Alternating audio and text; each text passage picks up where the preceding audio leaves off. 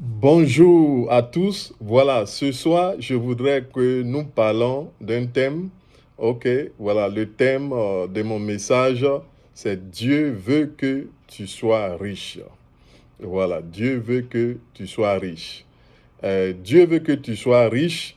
Dieu veut que je sois riche pour glorifier son nom. Ok, et pour être aussi une bénédiction pour mon prochain, pour être une bénédiction pour tous ceux qui sont autour de moi. Il faut dire que quand on parle de richesse dans le corps de Christ, certains n'acceptent pas cela à cause d'un soi-disant évangile qui a été prêché. Bon, les gens parlent de l'évangile de prospérité. Il faut d'ailleurs dire que personnellement, quand moi je lis la Bible, on ne parle pas d'évangile de prospérité. Il y a un seul évangile, voilà, c'est l'évangile du royaume des cieux, voilà, manifesté en Jésus-Christ. Donc maintenant, à la question de savoir, est-ce que Dieu veut que je prospère?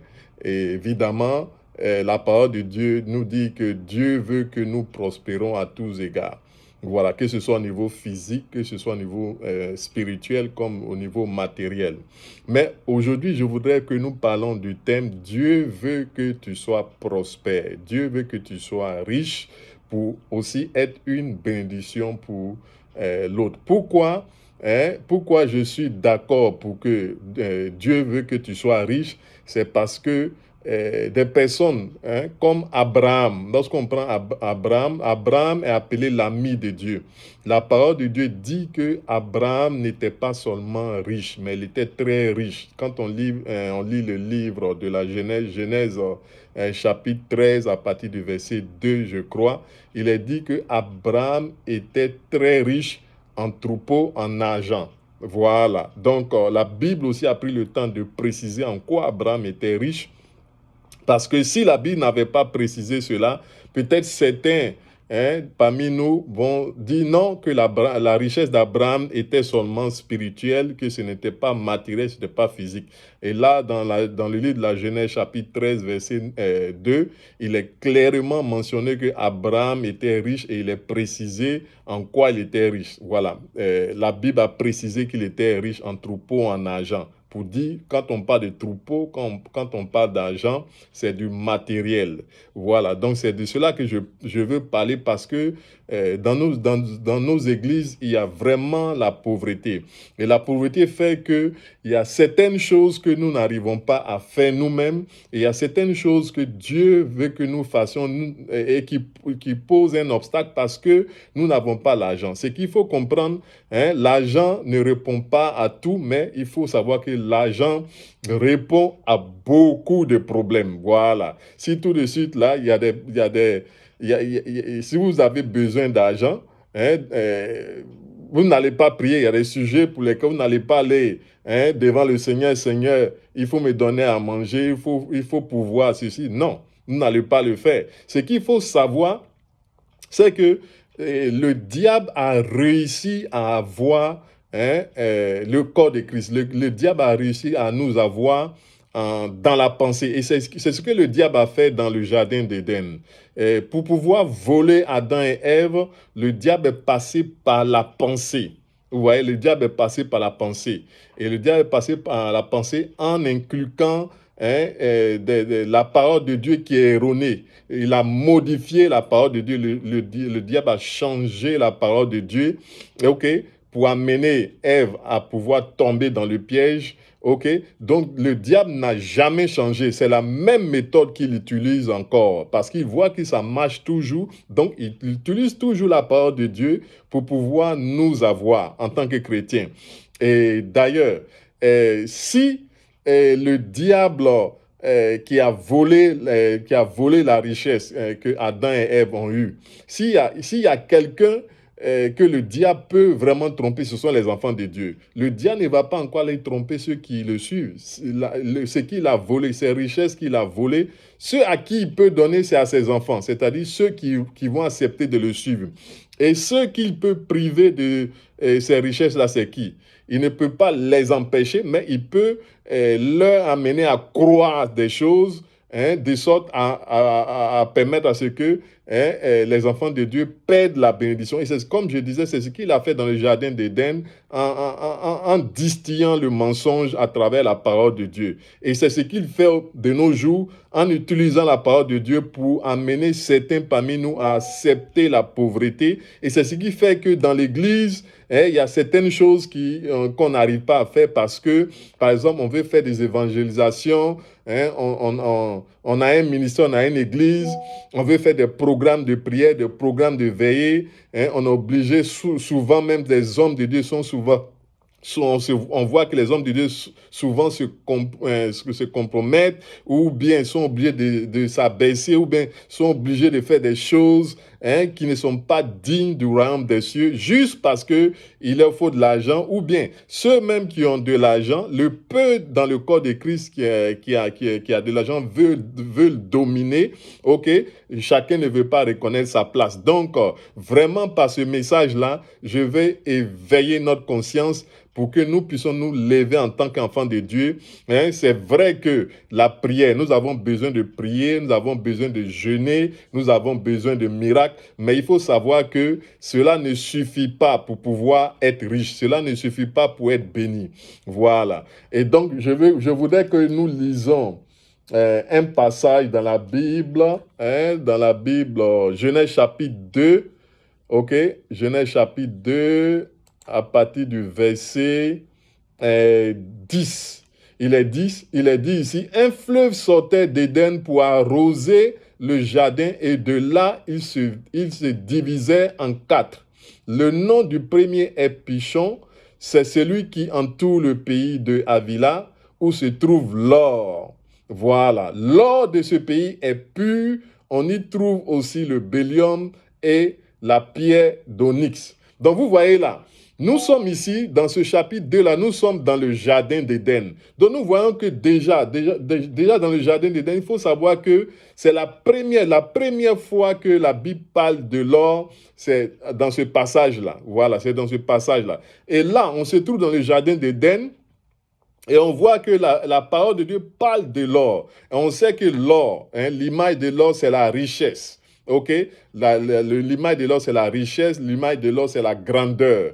Et lorsqu'on lit la parole de Dieu, on voit que tout le long de la parole de Dieu, chaque fois que l'or est mentionné, c'est la richesse. Et même de nos jours, quand on parle de l'or, on parle des richesses là. Donc, on peut se demander, mais Adam et Ève, ils ne vendaient pas, ils n'achetaient pas, ils avaient tout gratuitement, ok, puisqu'ils étaient dans le jardin d'Éden. Donc, comment se fait-il que, ayant tout, malgré tout cela, Dieu va mettre encore de l'or dans le jardin où il a placé l'homme et il va prendre le temps de nous dire, que là où j'ai mis l'homme là, il y a aussi de l'or. Et il va pas seulement s'arrêter là. En plus de cela, il va nous dire que l'or de ce pays-là est pur.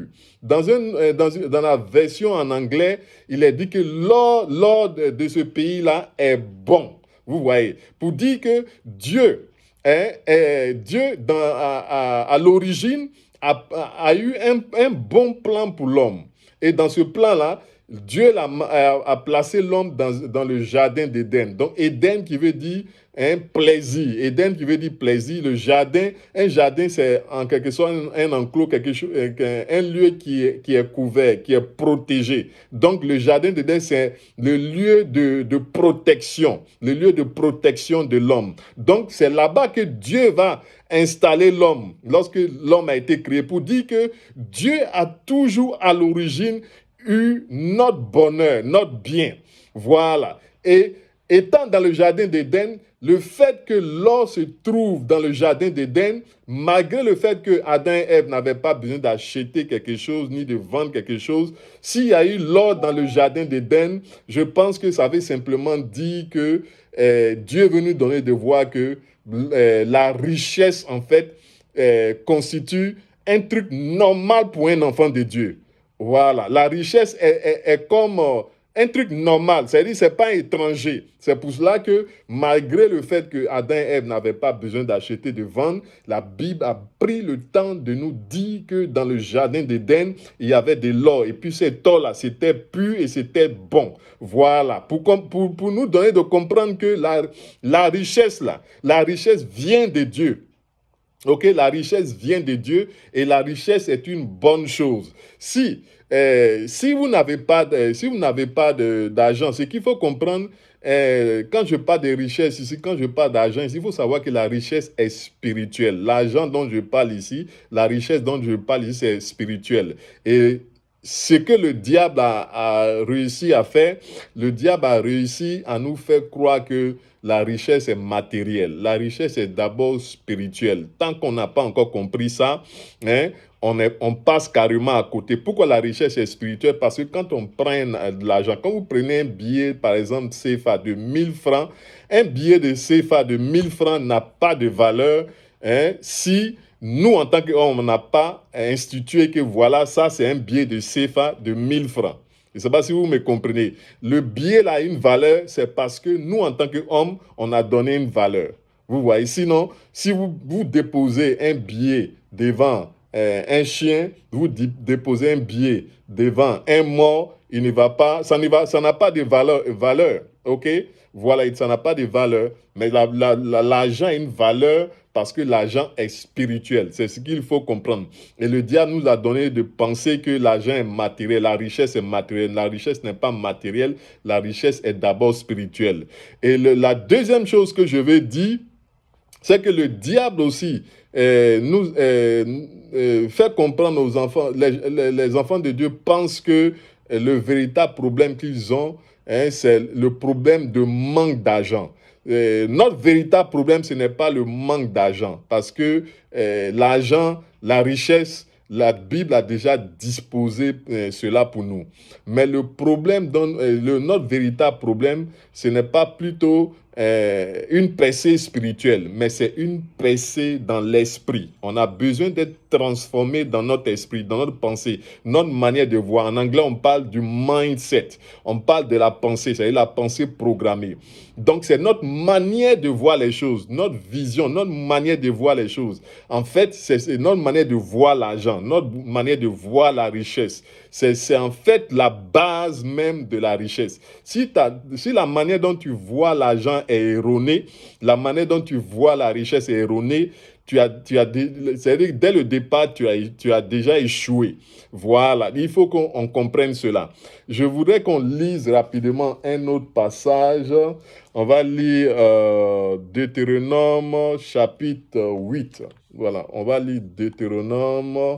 Je vais rapidement trouver cela. Deutéronome chapitre 8.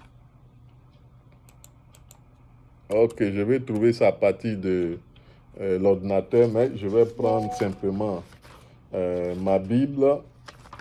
Je pense que ça va aller plus vite. Voilà, Deutéronome chapitre 8, hein, au verset 18. Il est dit, « Souviens-toi de l'Éternel, ton Dieu, car c'est lui qui te donne la force pour les acquérir. » Ok, je vais lire un peu plus haut, Deutéronome chapitre 8, à partir du verset 16 d'abord. Il est dit, non, lisons un peu plus haut, verset 15. Non, lisons un peu à partir du verset 14, Deutéronome chapitre 8, à partir du verset 14, il a dit, « Prends garde que ton cœur ne s'enfle et que tu n'oublies l'Éternel ton Dieu qui t'a fait sortir du pays d'Égypte et de la maison de servitude, qui t'a fait marcher dans ce grand et affreux désert. » Ok, je vais porter l'autre lunette là pour bien voir.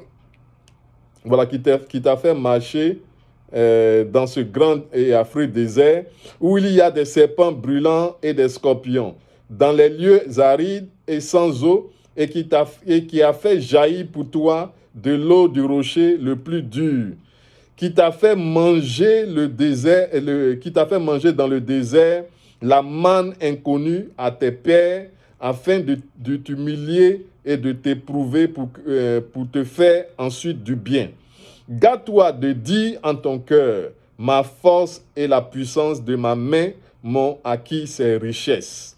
Souviens-toi de l'Éternel, ton Dieu, car c'est lui qui te donnera de la force pour acquérir, pour les acquérir, afin de confirmer comme il le fait aujourd'hui son alliance qu'il a jurée à tes pères. Voilà, donc je voudrais qu'on parle ici encore d'un autre aspect de la richesse. Ce qu'il faut comprendre, il faut comprendre qu'en tant qu'enfant de Dieu, Dieu ne va pas venir, Dieu ne va pas se lever et mettre la nourriture, mettre la nourriture dans notre bouche. Il faut comprendre cela. Il faut savoir qu'au départ, dans le jardin d'Éden, dans le livre de la Genèse, on dit au commencement, Dieu créa les cieux et la terre. La terre était informe. Vous voyez, quand Dieu a créé la terre, il a créé la créature, il a créé la création, et après il est passé maintenant à la création de l'homme. Lorsque Dieu créait l'homme, il a dit, créons l'homme à notre image. Vous voyez, Dieu dit créons l'homme à notre image. Or, à l'origine, au verset 1 du livre de la Genèse, il est dit, au commencement, Dieu créa. Donc, à partir de ce verset-là, la parole de Dieu nous donne de voir que la première identité de Dieu ici, c'est qu'il est créateur.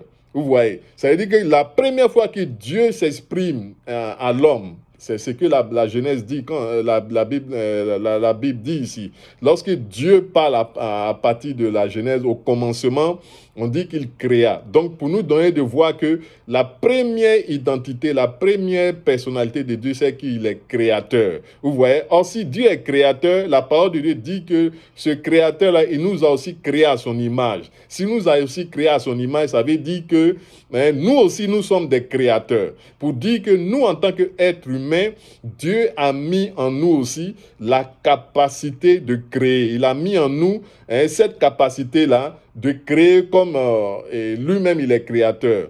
Pour pouvoir plaire, pour pouvoir d'abord lui plaire, et ensuite pour pouvoir garder la terre. Donc, il faut dire que Dieu nous a donné cette capacité-là de pouvoir créer en tant qu'enfant de Dieu. Pour dire que tant que tu n'exerces pas la capacité de créativité que Dieu a mis en toi, tu ne vas pas te sentir accompli.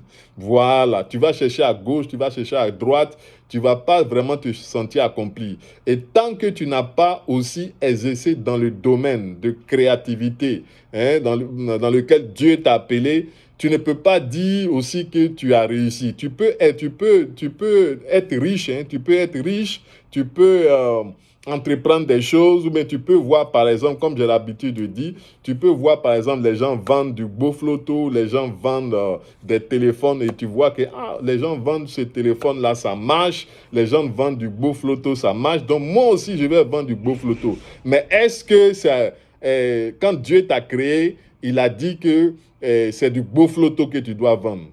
Parce que ce qu'il faut savoir, Dieu a créé chacun de nous avec une capacité, à faire quelque chose. Donc, il faut chercher à savoir ce à quoi Dieu nous a appelés, parce que c'est important.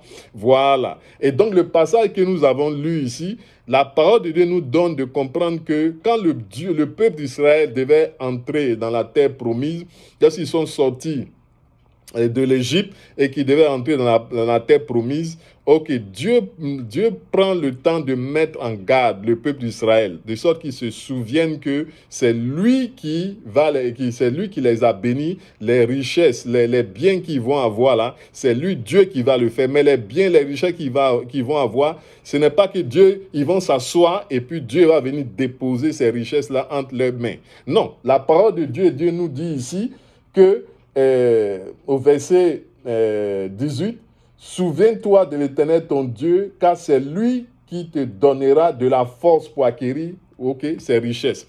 Donc c'est Dieu qui donne la force. C'est ce qu'il faut comprendre. Et dans le milieu chrétien, le piège que le diable, l'ennemi a mis autour de nous, on a pensé qu'il faut seulement prier, il faut jeûner, et il faut attendre qu'on nous donne une prophétie, une parole, ou il faut donner une dîme, une offrande, et puis on va être béni, ou bien les portes vont s'ouvrir.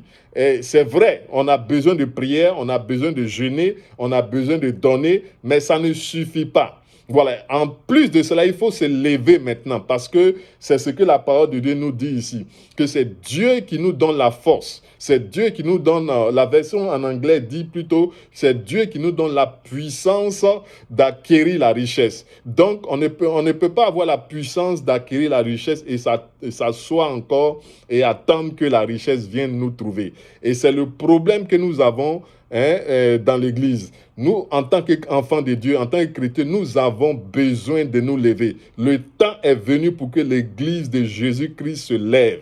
Le temps est venu pour que l'Église de Jésus-Christ se lève, pour que l'Église ne soit plus, comment on appelle ça, ne vacille plus au niveau matériel, au niveau financier, pour les besoins matériels, pour les besoins financiers. Et pour que l'Église se lève, moi personnellement, je crois que pour que l'Église se lève dans ce domaine-là, pour que ce soit les évangélisations, que ce soit les croisades, que ce soit même aider son prochain, même prendre soin des veuves, des orphelins, on a besoin des riches, on a besoin de l'argent. Voilà. Et donc, comment faire pour avoir cet argent-là? Pour moi, personnellement, il va falloir passer par entreprendre quelque chose. Il faut faire quelque chose. Voilà. C'est vrai, il faut donner à l'église, il faut donner la dîme, il faut donner les offrandes. Mais je dis toujours, si vous donnez 10% de vos revenus, si vous donnez 10% de ce que vous gagnez, que vous gérez mal les 90%, vous serez toujours un pauvre donneur de dîmes. Voilà, moi c'est comme ça que je vois. Voilà, parce que il ne faudrait pas qu'on pense que donner à Dieu, c'est une fois qu'on donne, c'est fini. Voilà, et par un coup de baguette magique, et Dieu va faire des choses et puis les portes vont s'ouvrir. Je ne suis pas contre les miracles. Moi-même, j'ai expérimenté les miracles. Ok, le miracle financier divin, je l'ai déjà expérimenté. Et je peux même donner un exemple. Un jour, j'ai fait un songe où j'ai reçu un montant. Et le montant, quand j'ai vu ça dans le montant, et là, quand je me suis réveillé, je savais que c'est Dieu qui m'avait montré ce songe-là. Et pendant que je sortais, je partais quelque part, je priais, je commandais au nom de Jésus que ce montant-là vienne. Que ce montant que j'ai vu là me soit donné. Au moment où j'ai dit ça, il y a quelqu'un qui est apparu. Il y a quelqu'un qui est apparu de nulle part et qui me dit qu'il a un problème au niveau de la banque et qu'il veut que je vienne avec lui pour pouvoir l'aider. Je n'ai pas toute l'histoire parce que ça fait près de 15 ans ou 20 ans comme ça de cela. Mais j'étais un peu... j'ai trouvé ça un peu bizarre. Il dit, mais comment brusquement quelqu'un veut que je vienne l'accompagner à la banque? Bon, j'ai trouvé ça suspect, mais j'ai pensé en même temps à ce que j'ai vu dans le songe, j'ai accepté. On allait à la banque, effectivement, c'était vrai. Et je crois que je devais donner ma pièce. J'ai donné ma pièce et puis, bon, il a pu avoir son argent. Quand il a eu son argent, il m'a donné un montant. Donc, Dieu a produit le miracle là pour dire que Dieu fait des miracles aussi financiers. Mais il ne faudrait pas penser que le miracle financier, c'est tous les jours. Ce n'est pas tous les jours que Dieu fait des miracles financiers. Pour dire qu'il faut aussi entreprendre, il faut travailler. C'est là-bas que se trouve la richesse. Parce que Dieu dit que c'est lui qui nous a donné, dans le passage que nous avons lu, il a dit que c'est lui qui nous donne la force, la puissance d'acquérir les richesses. Voilà, donc on va lire un autre passage. Il me reste juste, je n'ai plus assez de temps. Mais là, je vais continuer ça dans un autre temps. Ok, je vais continuer ce que je disais une autre prochaine fois parce que là, mon temps est arrivé. Voilà, donc je veux vraiment vous remercier d'avoir pris le temps de m'écouter, mais je veux aussi vous présenter un livre que je vends. Voilà, ce livre-là s'intitule « Pourquoi tant de méchants sont-ils riches tandis que le peuple de Dieu est fauché ?» ou pauvre. Voilà, ce livre-là coûte 4 000 francs, il est disponible à Abidjan.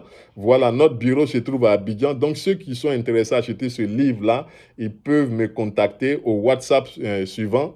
Vous tapez +1 d'abord, ça c'est l'indicatif aux États-Unis, 727 761 31 44. Je reprends encore le numéro. Vous tapez d'abord +1 727 768 31 44. Voilà, contactez-moi à ce numéro-là si vous voulez commander ce livre-là. Voilà, ce livre de 12 pages. Dans ce livre-là, j'ai pris le temps de condenser, d'expliquer un peu comment le diable a pu arriver à voler Adam et Ève. Et comme je l'ai dit au départ, au niveau de la pensée, tout se passe au niveau de la pensée, mes frères. Tout se passe au niveau de la pensée. Si vous êtes pauvre dans la pensée, vous êtes pauvre dans votre pensée, et si vous voyez petit dans votre pensée, vous ne pouvez pas être riche, vous ne pouvez pas réussir dans les choses. Voilà, donc j'ai pris le temps d'expliquer comment le diable a pu avoir Adam et Ève et voler la bénédiction. Voilà, et comment nous avons pu retrouver notre bénédiction. Voilà, donc si vous êtes intéressé, contactez-moi à ce numéro et puis on va faire la livraison. Donc je précise encore que notre bureau à Abidjan a un gré 2 plateaux. Voilà, donc si vous êtes intéressé, contactez-moi. Merci d'avoir pris le temps de m'écouter et on est à notre prochaine vidéo.